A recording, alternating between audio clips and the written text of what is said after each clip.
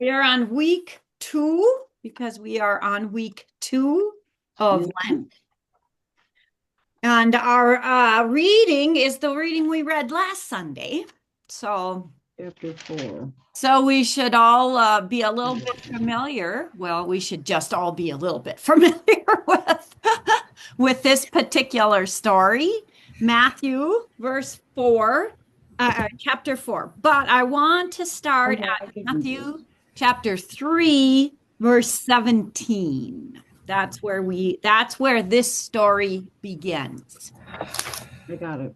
Unfortunately, in church, and like this, at least refers to how important that last verse of chapter 3 is. But in church, we don't read the texts that surround and that are incredibly important. And I want to say, though we're not reading John in this group, we are reading John in church now from Sunday forward. And we have all studied John. You all know what to expect. But I would encourage you to read the entirety of John, or you get started on hearing it in church in episodes. This is the Gospel of John, right? Well, Sunday morning is the Gospel of John. Now through, of course, the Passion on Good Friday. So it would behoove you to read the entirety of John. Okay. Remind yourself of what is there. Okay, but this morning we are reading Matthew. We're starting with chapter 3, verse 17, and we are reading through verse 11. So, do we have a reader? Oh, I'll start 17 and I'll read through 4. And a voice from heaven said, "This is my Son, the beloved, with whom I am well pleased." Chapter 4. Then John was led up by the Spirit into the wilderness to be tempted by Jesus was led up. Need to make sure. No, you meant told that, but Then Jesus was led up by the Spirit into the wilderness to be tempted by the devil. He fasted 40 days and 40 nights, and afterward he was famished. The tempter came and said to him, "If you are the Son of God, command these stones to become loaves of bread." But he answered, "It is written, one does not live by bread alone, but by every word that comes from the mouth of God." Who's doing 5?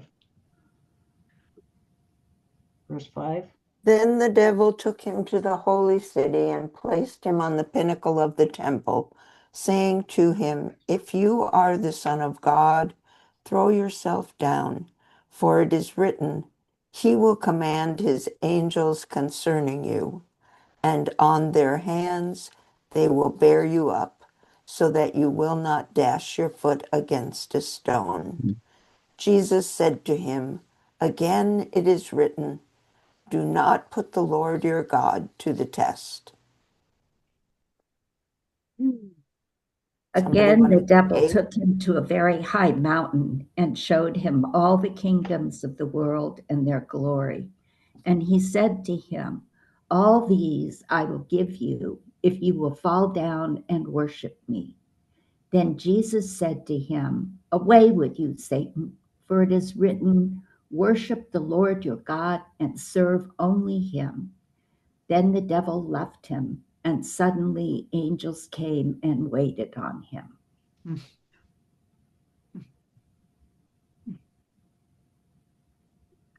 In Madeleine's reflection, in her From a Circle of Quiet, she writes a little bit about ontology, about one's essence, and where one would go to sort of reacquaint with that essence. And she describes her circle of quiet in there.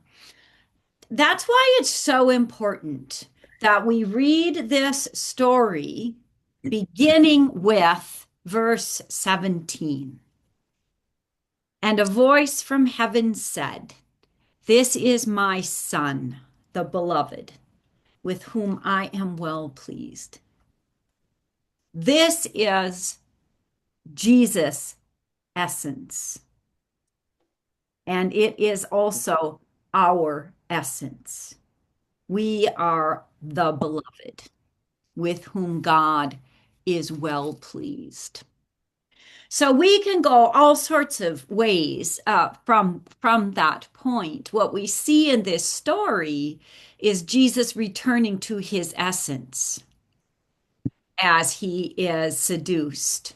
I would much rather talk about the devil seducing Jesus rather than tempting Jesus. Because that's what's happening is the devil is seducing Jesus to be something other than who he is. So Oh, and that's so much us. Oh, that makes so much sense. Jesus is the beloved. So as the beloved, Jesus chooses these three things. Not to let the devil seduce him into believing he is something other than the beloved.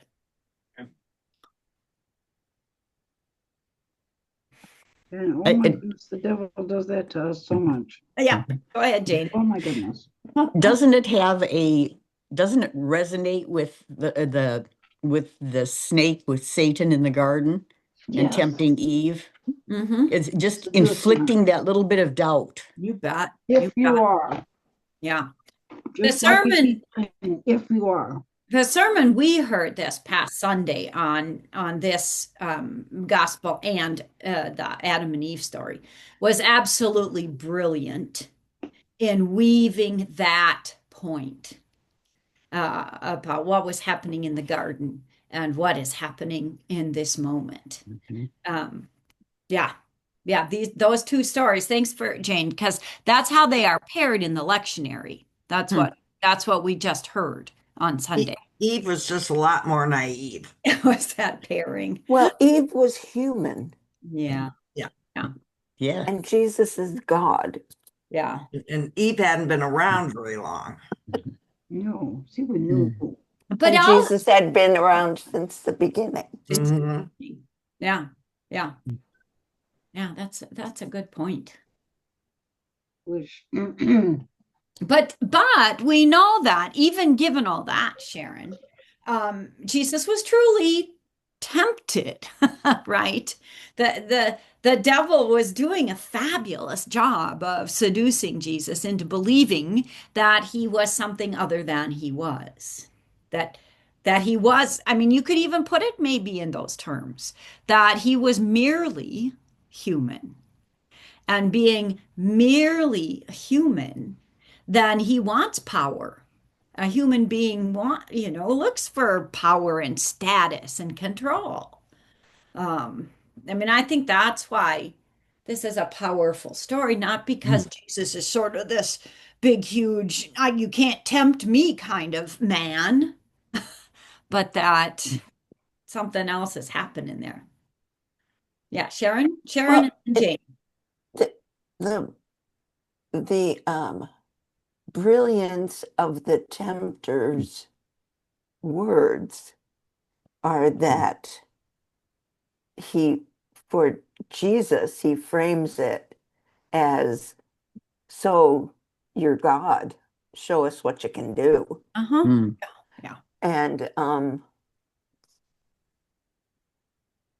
And I think, it's probably tempting for God to do that. Look at the flood. Yeah. or the fire. But in this instance, Yeah. God was able to withstand that temptation. It Which- may be a case that where we do see God changing. Okay, Jane Simon wants to jump in. If we can't relate to Jesus as a human being, him being a human being, and God at the same time, then we have an awful time following Jesus. Mhm. Because he takes on our aspect of the misery that we live in this world and the sin that we create and all that. You bet. And if we don't have Jesus as a human being completely, well, we might as well throw out this religion. Yeah. So which heresy is that one? Arianism. Arianism. That's it, I think. Jesus, the argument that Jesus was not fully human. Yeah. Oh, Arian, that's what they say. Okay. Arianism. Yeah. Yeah. Which is why we get what we get in our Nicene Creed. Yeah. Which is a statement against all of those heresies. Yeah. Yeah. And Wonky? So one thing I was noticing that encourages me is because the response of Jesus is quoting Old Testament. The response is it wasn't Old Testament. The response of Jesus is to quote the scriptures that that are part of the very fiber of his being. Yeah. Okay. Yeah. Yeah. I mean, And she writes about that in here. I think that in the reflection, second paragraph of the reflection, the tempter is luring Jesus into what Lango calls disproportion. I love that. An out of balance, out of tune state of trying to be something he is not. For Jesus is really God's child, God's beloved, a fully human being in God's nurturing care.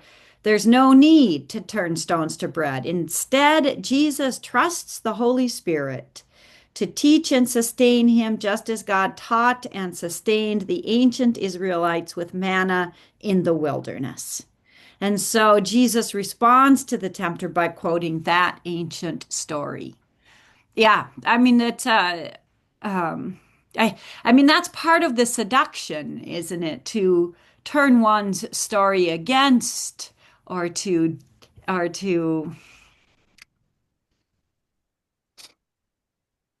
try and convince of an untruth that you just know is wrong. But the every single one of these are slippery slopes. Yeah, every single one of these temptations are slippery slopes. Wouldn't it be great to be able to feed everybody by turning stones into bread? Wouldn't it be great to be immortal? And I just thought of yeah, wouldn't it be great to be able to be Lord over all? Yeah, yeah. And I just thought of you're teaching me so much with the Old Testament of the lack of trust. Moses hitting the rock for water when he wasn't supposed to be doing instead of trust. Yeah. And where that relates to us, and I do because silly little practical thing of trust this morning. Right. Well, and we hear that in here too. She points us to that.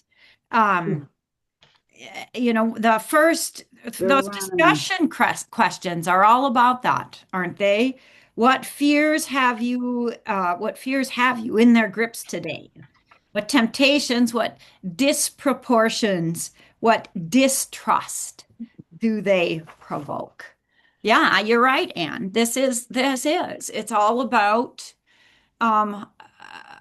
I mean, as we bring it forward, it does become I mean, we are sort of by Jesus' side in this, in these seductions. They assail us every moment of every day. Yeah, yeah. What else do you want to say about the passage itself and how it does sort of reach out into so many other stories. You mean 1 through 11? Well, it's, Yeah. Matthew, yeah, it's the story of Moses and Exodus, of course. yeah. Yeah, she refers to the burning bush. Mhm. And that's it's such a wonderful example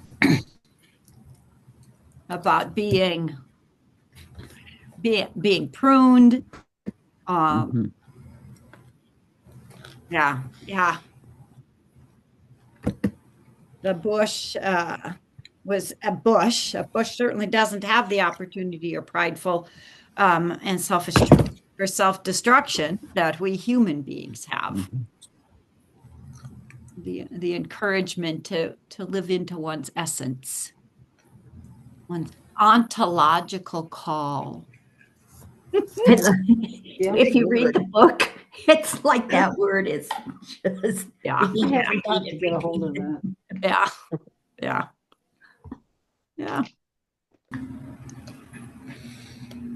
I don't think I quite, I've read A Circle of Quiet a few times. I don't think I've ever sort of felt the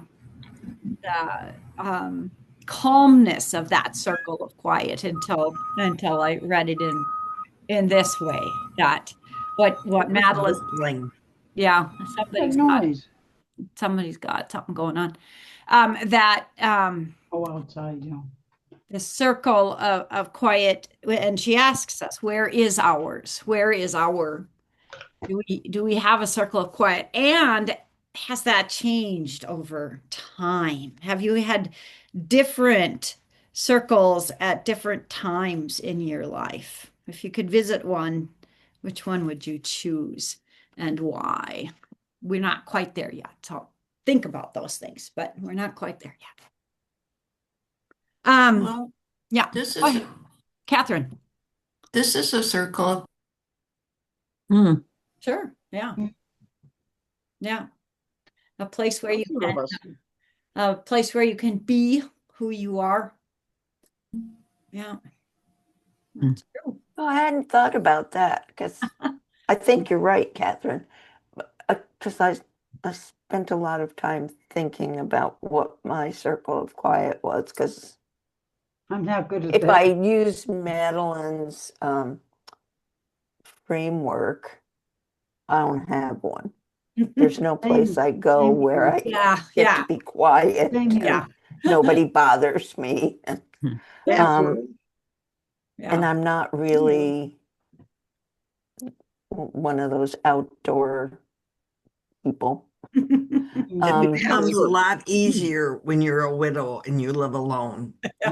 You have a lot of quiet. Much yeah, sometimes. but that's not the same, I don't Yeah. think, as That's what not what you- Madeleine is saying, is a And place it's you not what seek she's out. saying, but you still can find your circle of quiet easier. Easier. Yeah, yeah.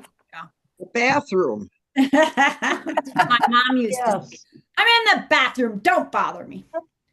That's right. Well, Especially Sharon, when you got kids, little ones. so how does that work though? I mean, I remember as a busy working mom, I only had 2 kids. My mom had 8. No wonder she locked herself in her bedroom. Um, how do she did. She would do when we were really, really little. She would bring us all in her bedroom with her, lock the door, so we were all locked in with her, and she would fall asleep on the bed. Oh, Was so exhausted, But she knew where Wow. you were. but she Yeah. knew where we were and that we were safe, so she could take a nap. Yeah, I can't even. She did that, but then later on, she would do the whole bathroom thing. I'm in the bathroom, and she'd lock the door and wouldn't let us. So as a young mom, and in those kinds of places, where do you find One of your my favorite stories is of Susanna Wesley, who would sit in the kitchen and had a chair in the kitchen and would throw her apron over her face And the kids knew that that was the time mom was praying or having her quiet time, and not that was the only thing she had. Or just totally falling apart. Yeah. Sharon, when you were going to say something. Oh, it's Sister Barbara Jean came to visit us once when Annie was 3, and we were living at St. Francis House. And the bathroom in our little apartment, the lock on the door didn't work. Hmm. And Annie felt perfectly comfortable visiting anyone in the bathroom who happened to be there. And so, of course, she went in to say hi to Barbara Jean as well. And when we went up to the convent in Fond du Lac on retreat, Sister Barbara Jean said, "You only came here so you could go to the bathroom by yourself." Yeah, there you go. Oh my. I do think that maybe in our reflections, I think that that author does envision when she writes, um, that the tempter is luring Jesus into what Lingo calls disproportion, an out of balance, out of tune state of trying to be something that he is not. I think that envisions the possibility of a circle of quiet that isn't necessarily a physical space, but can also be sort of an emotional and mental space of finding, finding the proper proportion, right? Isn't that something I think we talk about that, and I think we don't use those words, but I think we talk about that, and we strive. And we use words like returning to what is important, or finding balance, centering prayer. I mean, we talk about those sorts of things. I think that's exactly what we're talking about and looking for. Jane, Jane? Yesterday, my son called me, and it was a very tense day because of going to the doctor.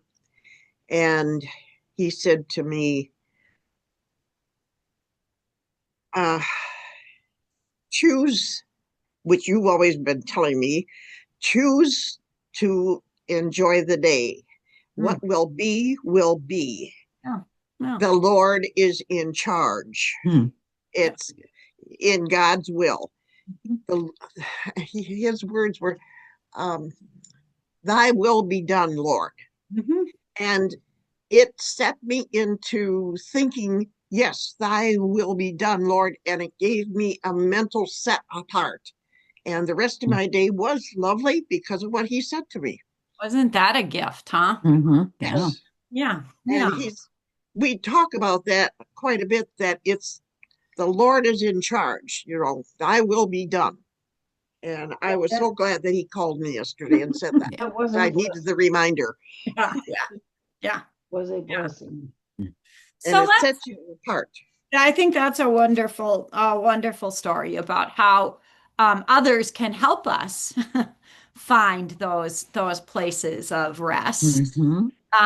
And how do we find our circles of quiet? How do we find that place where we are, where it is different than what we're seeing here in Matthew's gospel, where we do find our essence and our ability then to approach the world rather than being disproportioned.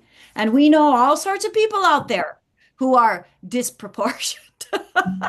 That how do we then approach the world as Jane's son helped her approach that day? How do we do that? Are those physical places? Are they emotional places? Are they, how do we find the places where we absolutely are grounded in our belovedness? Father, Are Father then TJ able has taught me something, to if I approach can. the world. Yeah. So he has talked about using a mantra, a saying. His happens to be thanks be to God, where it's not quite automatic, but it's a part of our essence that draws us back. What I use is the prayer, Holy God, holy and mighty, holy and merciful one, have mercy on us. And then the end, Holy God, holy and mighty, holy and merciful, grant us peace. And making that a part of our inner, whatever we are doing, wherever we are. And I talked to him the other day. I said, it's easy to make that an automatic where it doesn't become a part of your inward. It's just your mind saying that. And he was saying, well, the same thing, and it can be both. But I find that helps me center Others? a bit. One thing I've learned. Others? It's been a long journey. So yeah, Okay. I was gonna say I agree with Paula that it's a little easier when you're a widow and live alone. Um, uh, when I was a child, um, I found myself and my peace, oddly enough, in my imagination. When I pretended that I was Yeah. a flying horse or a Native American medicine man or any of those things, I found parts of myself that have ended up being real, even though the images, of course, were fantastical. And I touched my authentic self, my authentic desires, and found a kind of power that was able to give me shelter and peace and strength as a small child. And it's hard sometimes for kids to have that. Parents are always, at least in our generation, telling us what to do and how to do it and how to be and how to look and, all the rest of it. Yeah. And so those things helped me a lot.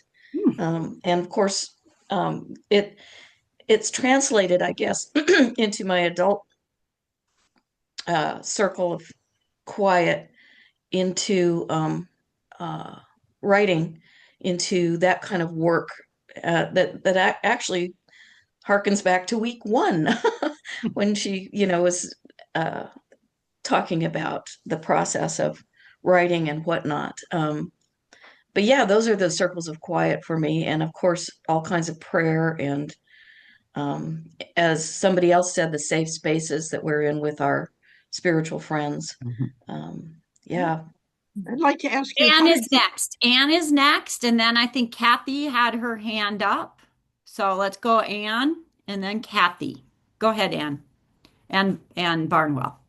Oh, hi. You know, um, we talk about where you're anxious and you're out of your grounded self and very, very anxiety produced my entire life about never knowing what was going to be a good day. When was I going to do something that I would be criticized for? So as a child, a friend and I had a space in the woods. When you live up north, there's woods, right? So we had a little imaginary cabin. It had four little logs for walls. That was it, man. It would define the space. And that was a quiet space where you could, be yourself. These days, I find uh, if I could say a really long prayer I'd memorized, great. Not there. So mostly being grateful. And so if I'm spending time being upset or anxious or worrying about the future, if I can be in the here and now and grateful, that's kind of my space. So, by the way, I love being able to come and listen and learn from you guys. And so I don't stick my hand up very often, but I really appreciate being here. We're glad you're here too. So Kathy, you got to unmute before you talk though. Yes. There you go. Yes.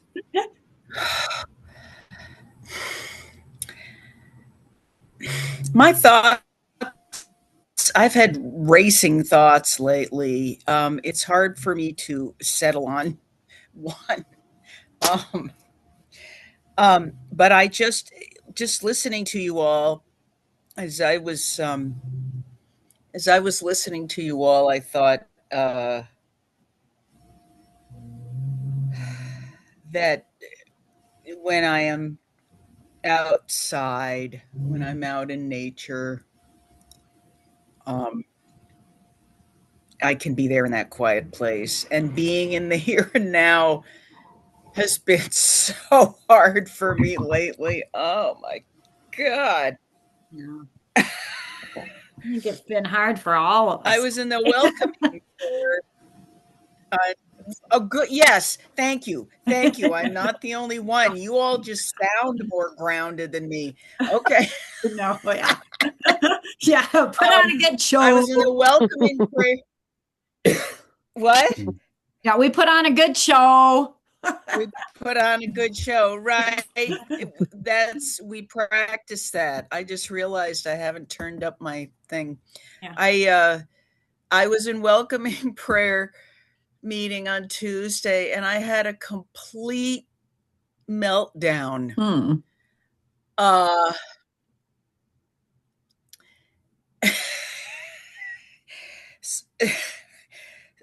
and it was part of it was about being in the here and now, which is very challenging right now. It's hard to be present when chaos is so rampant. Yeah. Yeah. Yeah. We haven't heard from Mary Lou too much. So let's go to Mary Lou and then Jane Syme. I just wanted to say, Kathleen, I'm with you. I have always had an imagination, and I've always written stories in my head, even from the time I was little. And I finally figured out at some point that if I listened to my stories, I would find out what was bothering me, or where I needed to go, or what I needed to do, because my stories were reflecting my inner self. And so I'm with you. That's beautiful, Mary Lou. Thank you. Yeah. Same thing, Mary Lou. It's like Imagination is, yes. I mean, it's like listening to your dreams. I'm right.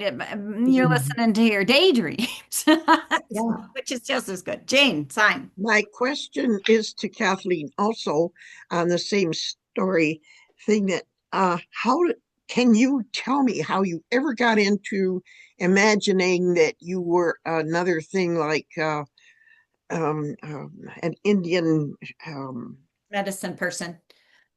well, a totally different person.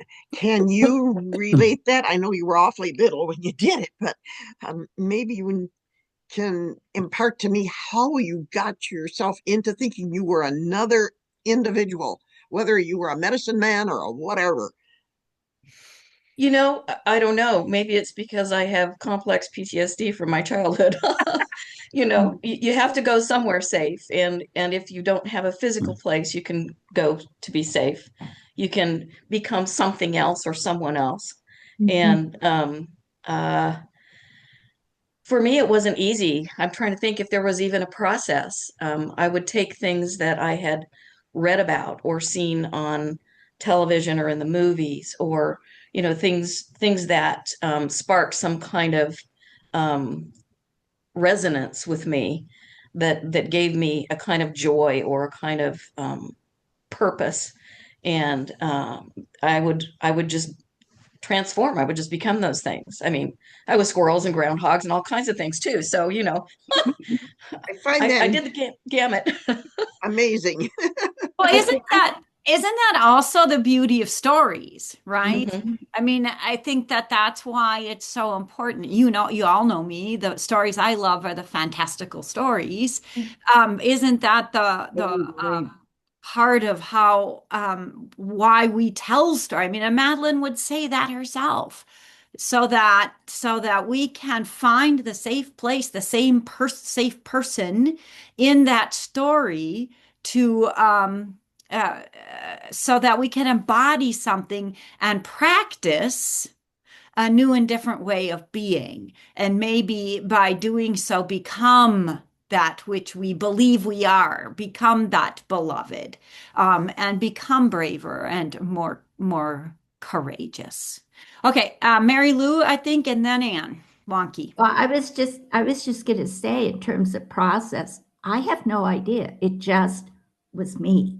Yeah. It just happened from a very early age, and I think that's what I love. This story in Madeleine's book about how she went through 10 years of being rejected, and so she was going to give it up, and she covered her typewriter, and she's walking around the room, and all of a sudden she realizes she's writing a story in her head about rejection. Yeah. And so she knew that's who she was and who she had to be. Yeah. And it's that kind of thing, just who you are. Well, and it brings us back to paying attention, which is so hard. Paying attention.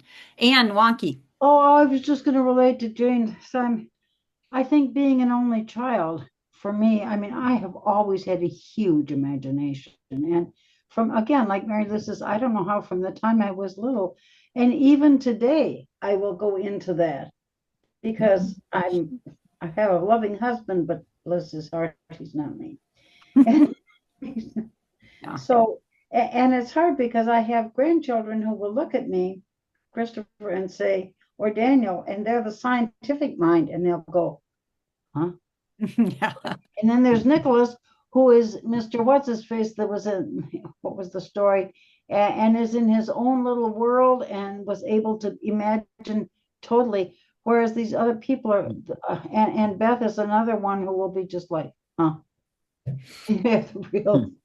Maybe that's a blessing that they don't need to find. Although I think she's starting to.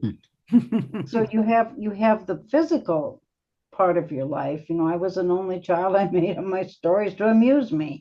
I was one of a tribe, and that's the only place that I could find quiet was in stories. So Okay, we have two opposites in the same thing. Yeah, Jane. Okay, so I think there's lots of places where you can find this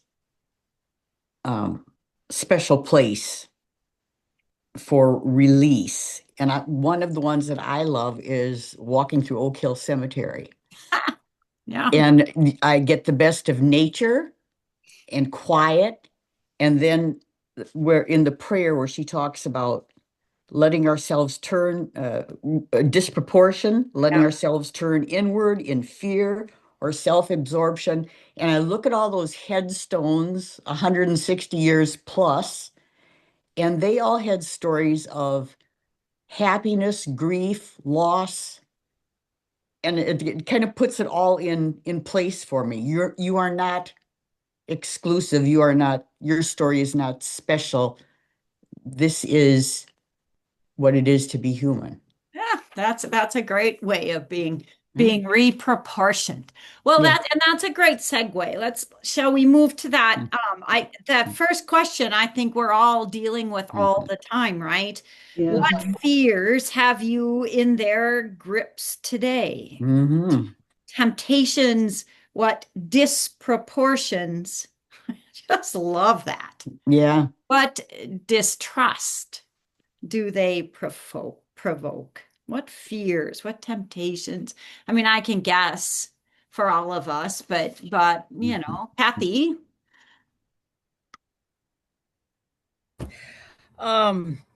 So I referred to my meltdown this Tuesday in prayer, which is a good place to be, it turned out. But we were reading this poem by Rumi, which Rumi is amazing to me. And he was talking about welcoming when you wake up in the morning and you have your feelings and welcoming them in. And it's, you know, you might be happy and you might be sad, you might be depressed. And it was about welcoming in your feelings and making them honored guests. And I absolutely flipped out, having recently been found myself very depressed. And I said, no, I don't want to welcome my depression. I don't want to do that. No, no. I don't want to. So, uh, so I decided, so I've been thinking about that the last couple of days, and I decided, well, depression can come in, and if they want a drink of water, they can have a drink of water. And if they need to go to the bathroom, they can do that. But I'm going to go and do what I need to do. There you go. Good job. Good job. That, I mean, isn't that exactly the illustration of proportion? Yeah, I proportion. mean, we talk about not letting stuff take up our brains rent free, and that's exactly what you did. Was you decided that was something that was not going to take up space, all sorts of space in your brain. Put it in its place. I think that's exactly what she's talking about being in proportion. Paula. I have this on again, off again relationship with one of my children and his wife. Good, bad, ugly. A lot of it has to do with trust. He doesn't trust me. He doesn't think I don't want to say competent. He doesn't think I have common sense, judgment, and I always feel like I'm walking on eggshells with both of them. Right now, I'm in kind of a good phase, but I've read lots of books. And like when he was a kid, it was the same thing. I read Codependent No More probably 10 times. But I finally have found this podcast with Mel Robbins, and she wrote a book called Let Them. And I think I can let go of some of this I can't change the filter that you see me through. Ooh. Mhm. And everybody looks at you in a different way, and you have no control. And I finally learned that it's okay to not know why they feel the way they feel. So I colored a picture, and it's let that shit go. Isn't that what Nadia always tells us? Yes. Yeah. She's always telling us. And part of that, Paula, I think for all of us is to be able to find our proportionality in our belovedness.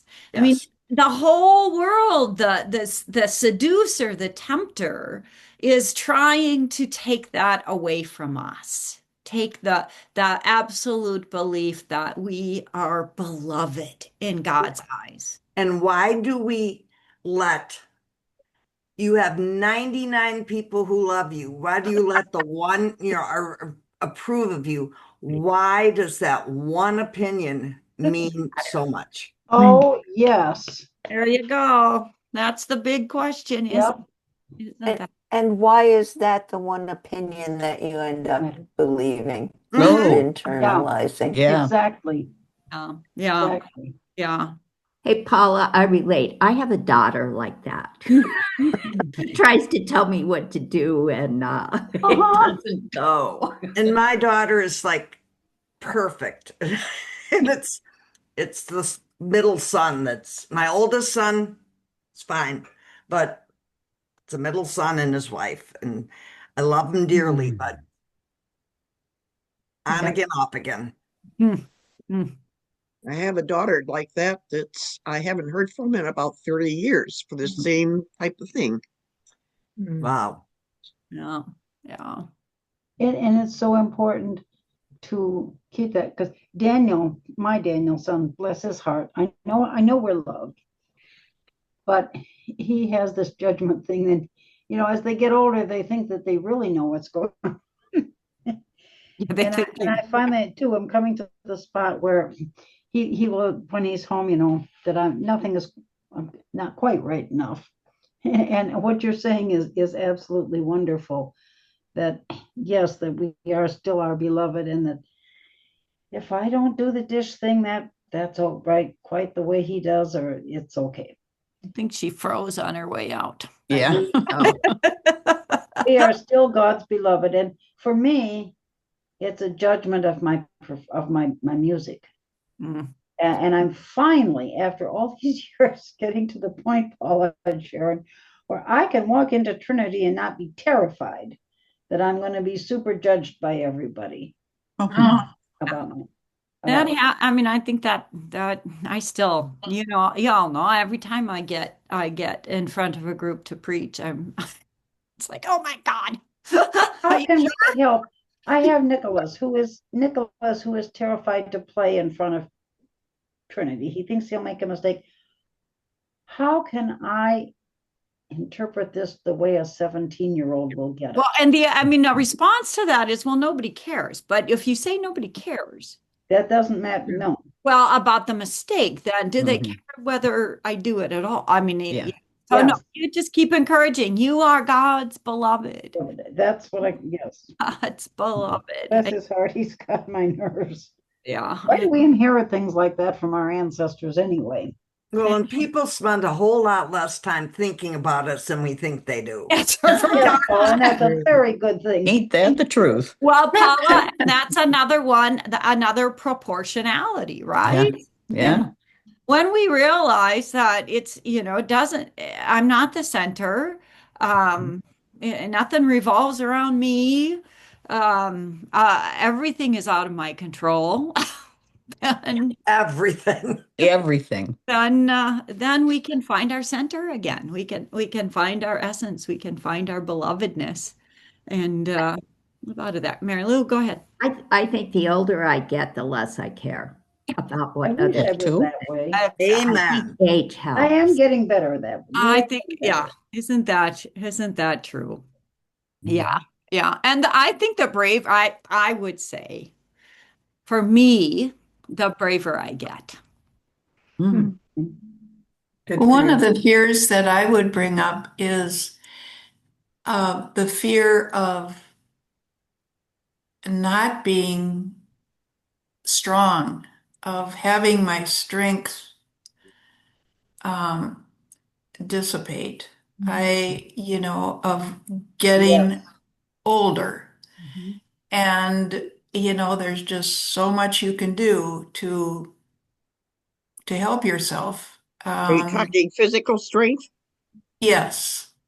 We go to the Y 3 or 4 times a week, but you're still not able to move the way I used to. Yeah.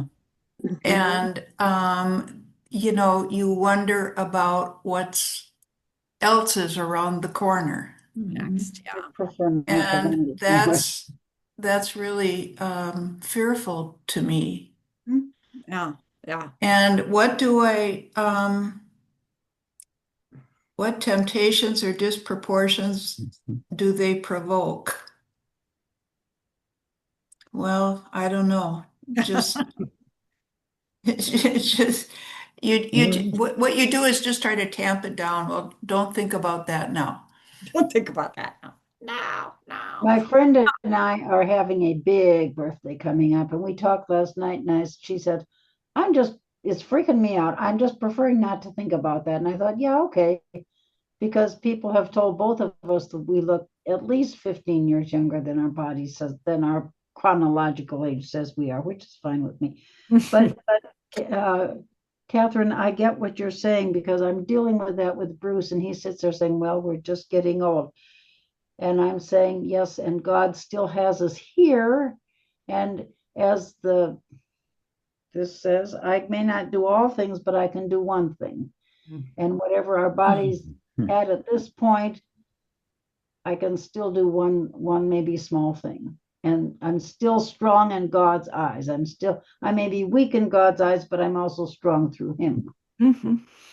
Not with my thumb, but No, I think you've named a real fear. Yeah, and we're probably all there.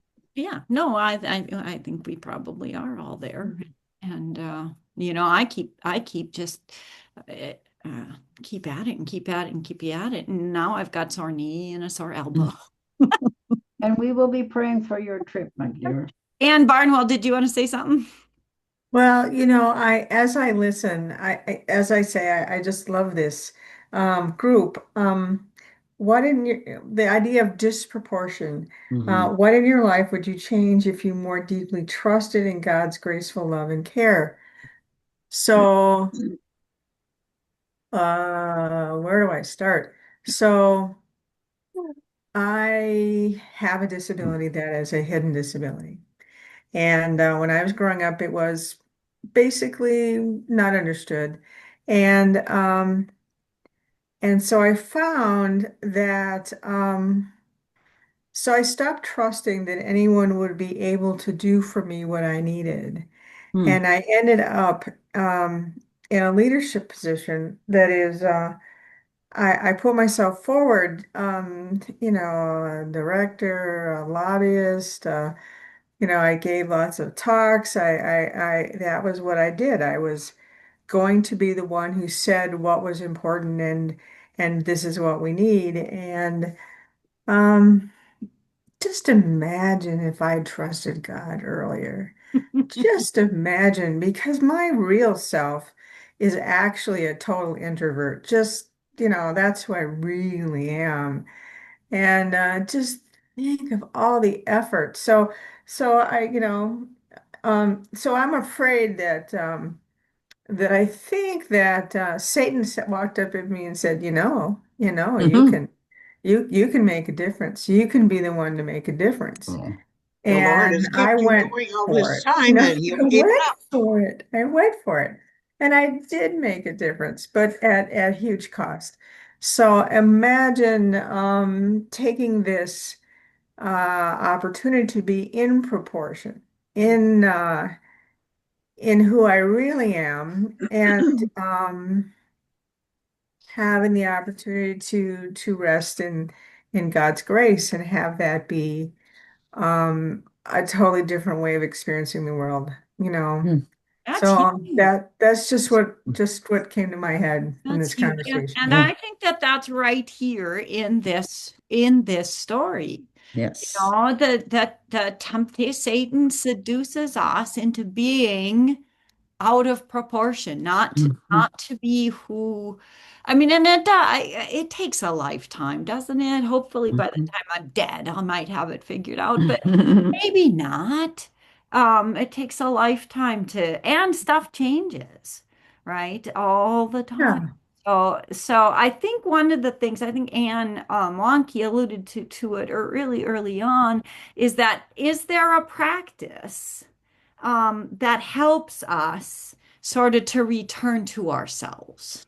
Is there a Mhm. practice that helps us be again in proportion? And maybe sometimes we go to a place that helps us with that.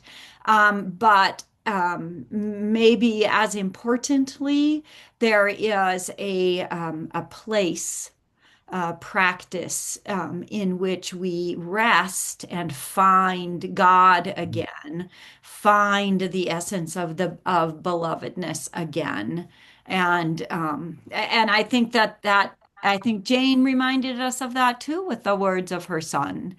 What words are there? I get up in the morning and I wish I said morning prayer. Shh, don't tell anybody else. I wish I said morning prayer every single morning. I don't. It's hit or miss. But I do get up and say, "Oh Lord, open my lips so Mm. that I may proclaim your praise." Mm. And if that can be my operating principle for the day, then I think all's good. I Bye, Jane.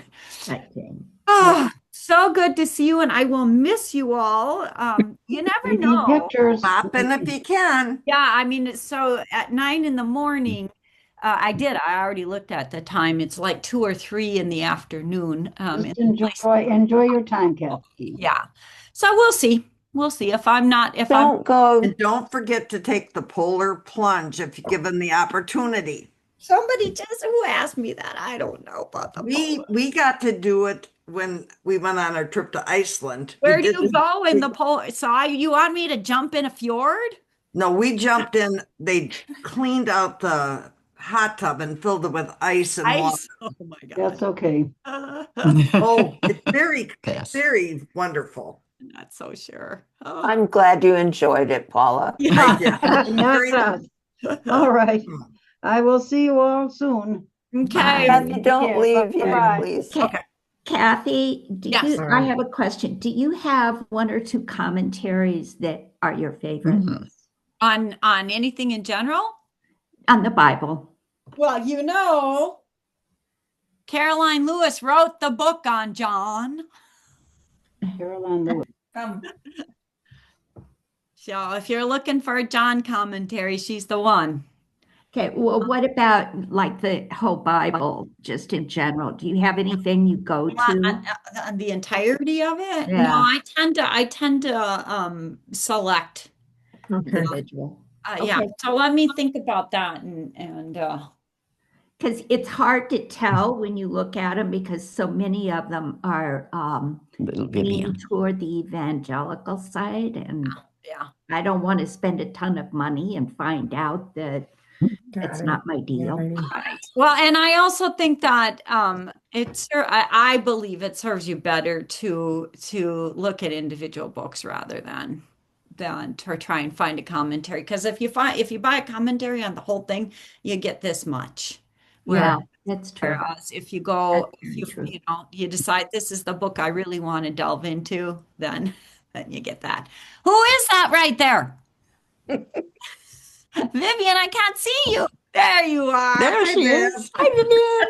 How are ya? Hi. Good to see ya. Yeah. What do you You guys have a good week. We'll see ya. Bye. Bye. Bye-bye. Well, are you hiding now?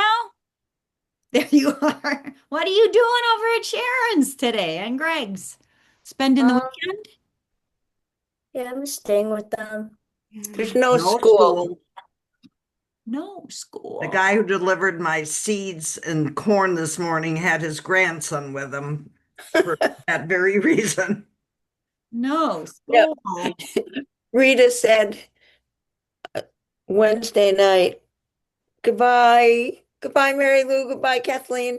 Yes. That because I said, well, we're having Vivi for the weekend, and Rita said, you have her a lot, and I said, yeah, because we asked for her.